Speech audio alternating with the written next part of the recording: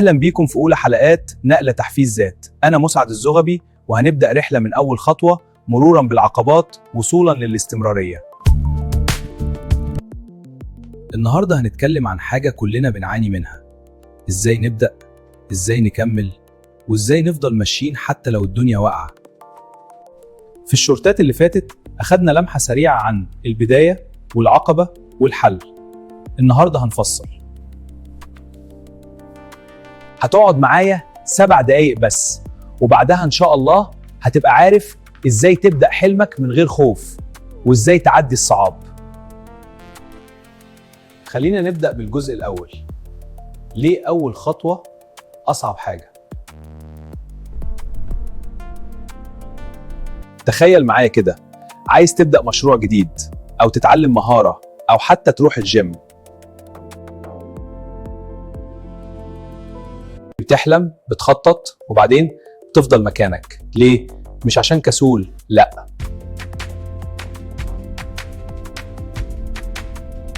الدماغ البشري أصلاً بيخاف من المجهول، بيحب الأمان والتكرار.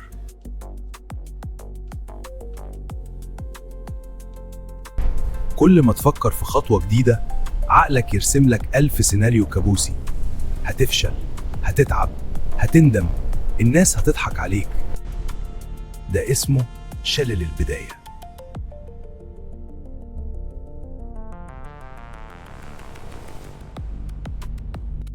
طب نعمل ايه؟ في قاعدة بسيطة جدا اسمها الخطوة الصغيرة.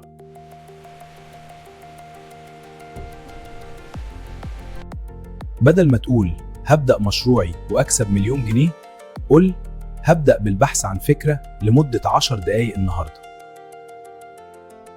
بدل ما تقول هخيس 20 كيلو، قل هاكل تفاحة بدل الشوكولاتة.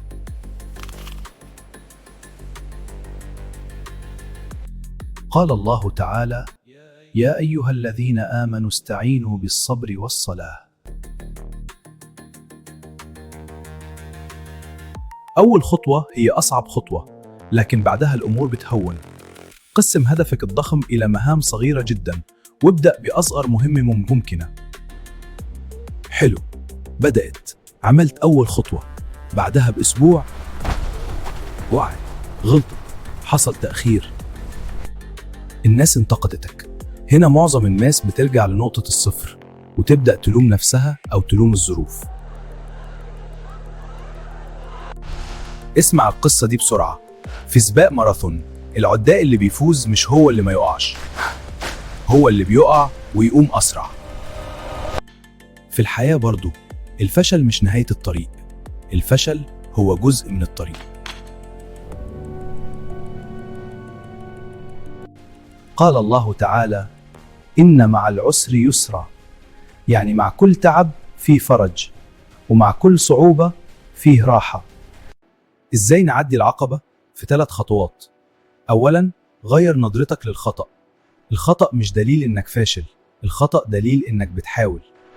ثانياً، اسأل نفسك السؤال الصح. بدل ما تسأل ليه أنا فاشل، ده سؤال يدمرك. اسأل اتعلمت إيه من الموقف ده، ده سؤال يبنيك. ثالثاً، قوم بسرعة. كل ما تطول في الأرض، كل ما صعب تقوم تاني.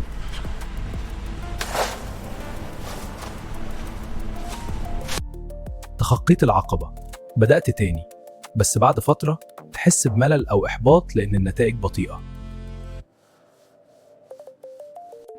هنا الخطأ الشائع، إنك تغير الخطة كل يوم أو تنتظر الإلهام. الإلهام مش بيجيلك وإنت قاعد على الكنبة، الإلهام بيجيلك وإنت بتشتغل. قال رسول الله صلى الله عليه وسلم: أحب الأعمال إلى الله أدومها وإن قل. يعني أحب الأعمال إلى الله أدومها حتى لو كانت قليلة. نصيحة عملية: حدد وقت ثابت يوميا لمهمتك، حتى لو 20 دقيقة. استخدم مؤقت، لا تنتظر المزاج. وأهم حاجة، لا تنتظر الكمال. جيد بما يكفي أفضل من مثالي ولم ينجز. خلاصة كلامنا النهاردة في 3 نقاط. أولاً، البداية. قسم هدفك لأجزاء صغيرة وابدأ بأصغر خطوة. ثانياً، العقبة لما تقع، قوم بسرعة وتعلم من الخطأ. ثالثاً، الاستمرارية. اعمل ولو القليل لكن كل يوم.